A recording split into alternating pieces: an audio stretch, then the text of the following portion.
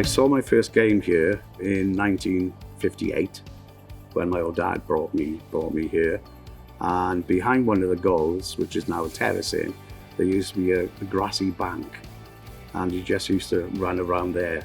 It gradually, obviously, as I grew older, I got more into it, and my wife would say that Merthyr Town is my life now. Oh, I mean, Merthyr Town FC to me, it means everything to me. It's basically, Merthyr Town FC has basically educated me. I mean, everything I've learned about life has come through the football club. You know, the community, the friends I've got, even education, you know, people on the terrace, as was swapping books and stuff, you know. I've been a supporter of the club for many years, since I was a child, basically. Thankfully, we are now seeing many young children supporting the club, and I hope that they will get as much out of the club as I have over the years. I watched the club for about 45 years while I was working and bringing my family. That's all I did. I came here, but when I retired 16 years ago, I started to get involved in, well, with the football program. That was the first job I did, and so it's become a pretty large part of my life. My wife would say too large a part of my life, but I just love coming here. It's a joy to come in, and especially in the week when it's quiet and other people are working. It's a joy to come in. It's just one of those places that you go to and you automatically feel at home. I mean, I think the players feel it, and I think the staff that work here feel it. And definitely, like from my point of view, from the women's walking football team, we pull in people from all over, so we're not just necessarily from Merthyr, but they love it here.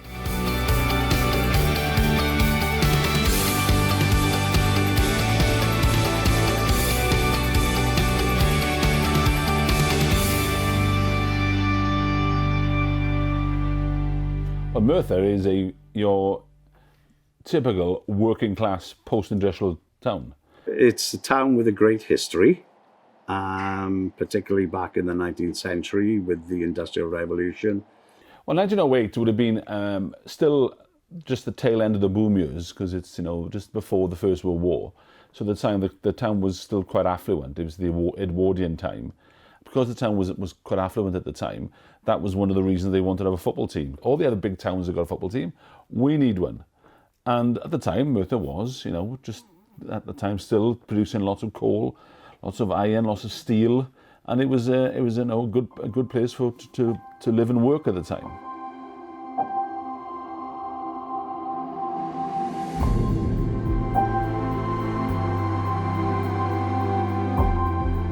At 1920s, he said the town is booming, so the club is booming. 1923-24, we've reached the Welsh Cup final. We lose it in a replay in Wrecsam. So the early years are great, but as the economy slows down, so does the finances into Merthyr, and people can't afford to come. They used to have thousands of people watching the team train, but very few of them could come up on a Saturday because they couldn't afford the 5 old pennies to get into the game. But then the club carried on for 3 or 4 years, trying to keep itself going, trying to get back in the Football League, but that was a forlorn hope. So by 34, the doors were closed by 34.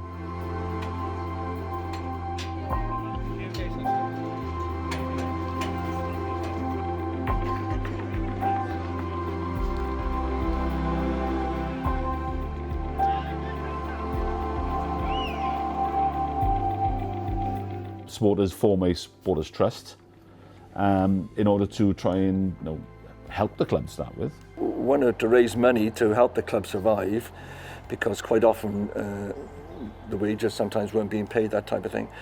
The supporters are at loggerheads with the board, often an absentee board, regard to how the club should be run.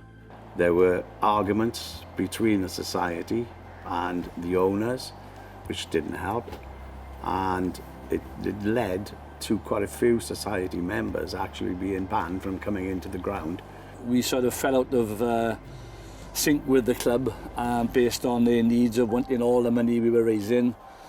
We felt at the time that the club was in trouble, so we kept reserves back. It looked like the club, the owner was starting to lose interest. He wasn't local, although he had local business interests. And like many clubs, we were in a situation where he was losing interest, the debts were growing, and there was a chance the club would go out of existence.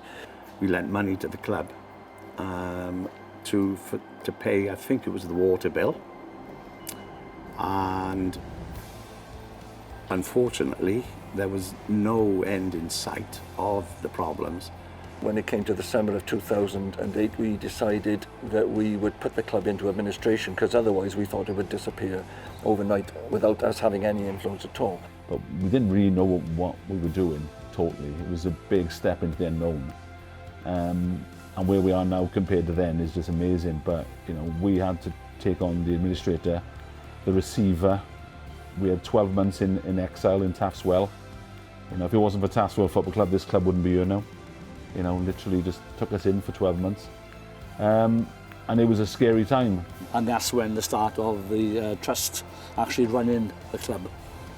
Because the trust only had members who paid to join, and they had a vote on board and things like that. But when we started actually taking over the reins of the football club, we needed a lot of money. And if we'd given it all to the previous owner, I think Merthyr town, as it is now, would be dead and buried.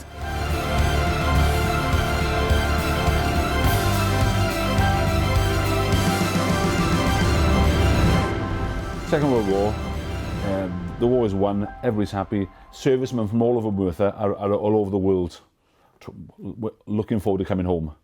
So what they want to come home to though is a football team, because you know, Merthyr's a football town. They still remember the Football League days. So it's the establishment in the town decided we have to reform a team. That's great. So it's the time of the shillings. So what they said was all the servicemen were sending shillings home. So that club was built on the servicemen shillings. So that built up the funds. And so in 1945-46, the team was able to enter the Welsh League, which they rattled through very quickly. And then by the year after, they were back in the Southern League. They were very successful. They won the Southern League 5 times in 10 years. They won the Welsh a couple of times. So they were hugely successful. And again, it's just it's a very quick explosion of success. Very quick.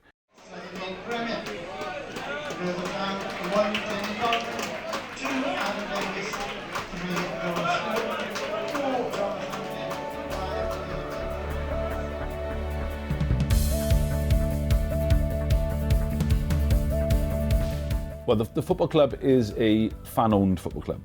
It has a constitution. So, and it's run on very simple principles, really. If you want to own Merthyr Football Club, you can. It costs you £20 and it gives you a vote, but it's one member, one vote though. Doesn't matter if you want to put 100 grand in, please do, but you still only get one vote.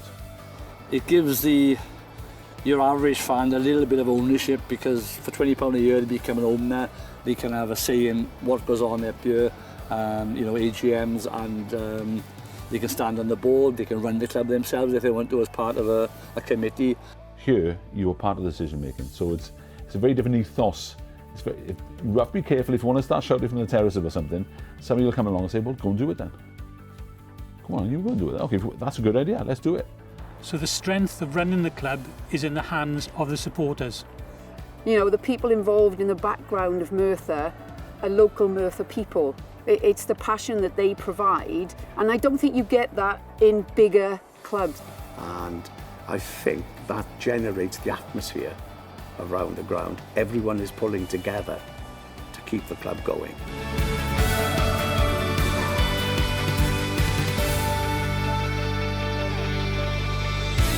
We're a social enterprise. That's what we are. We were able to gain a lot of grant funding to make the club the part of the community. So we put the artificial pitch down. Now that has changed everything totally. That has changed the dynamic of the club. Basically, if you visit this club any day of the week, any one of the 7 days of the week, the car park is usually fairly full. Just like on a Monday morning and a Thursday morning, you've got the men's walking football.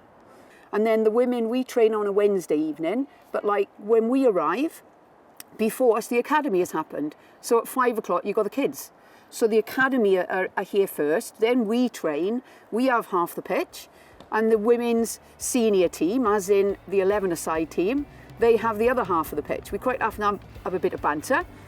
At the moment, the international walking football women's team train here on a Sunday morning once a month.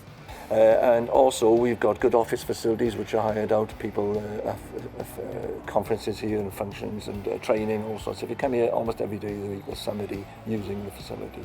The days of any football ground, of a football ground being opened at 1:30 on a Saturday and shut at 5 o'clock, they don't work anymore. It's got to be work for something. It's a big area, it's a big ground, and there's nothing better than people being here. Yes, it's a community. It goes back to the word community, and I think the operative word, if you all work together, then you'll get through some of the tough times, which we have over the last probably 12, 13 years. And everything is looking forward to the future now with a good manager, good set of players, and a good set of fans. We've seen good times, we've seen bad times, as with all football clubs. We've had numerous problems over the years. We've had numerous success over the years, and I think that happens to all football clubs. Lywodraeth FC today is a quietly ambitious club. It's quietly ambitious. I think we're doing really well. We have got a long way to go still with regard to getting our academy status back, getting ourselves back with that. But at the moment we're progressing really well, and it's stable. So you've got the two things in there. We're progressing and the club is stable, which is exactly where we want to be. Football clubs, like any sports club, doesn't matter what it is, football club, this is about community. So everybody comes up in Adam Park on any given match day or in between, will want to talk about football. You go into the town centre now, somebody will stop you and talk about it. We had a great win last night. Amazing win away from home, 2-1, just shocked us all. This morning text and everything. It's about contact, it's about community, and a lot of people, rely on the football club, to see people. They may not see anybody from one day to the next. Saturday afternoon though, on the terraces, and meet people. There's no point in having a figurehead who you don't know. You don't know them, you don't see them. The people here, they're in the stands with the fans. They mingle with the fans in the bar afterwards for a drink. There's no them and us feeling, and I think the fans from that feel that they are part of it. In a way, I suppose, it is like a gigantic family. The fans know that they can speak to anyone on the board, and we will do our best to answer them. We will do our best to, if they say, can we improve this, can we improve that, we do our best to try and do that for them. Here, the club is run by people who are elected, so those people have to be visible, and if they're not visible and they're not accountable, then they will gradually be removed from the board. And that has happened. The board has changed significantly over the 10 years. I was on the board myself for 4 or 5 years, but the board has changed, and so that visibility is important for the fans. It is vitally important that our owners have a say in how the club is run, how we move forward, and keep the place happy and vibrant, which currently is what it is. That's the thing, the one thing we've want to push is you belong to this football club. You belong to it because it's owned by you. So, you can do whatever you want with it. You can do whatever you want with it. You want to put a jumble sale on? Come and do a jumble sale. No problem. But that's fine. If you want to raise some charity, for money from local charity, you're very sort of passionate about, yeah, we'll do that. I think people know that they can come forward and ask for things, and that's missing sometimes in some of those major clubs.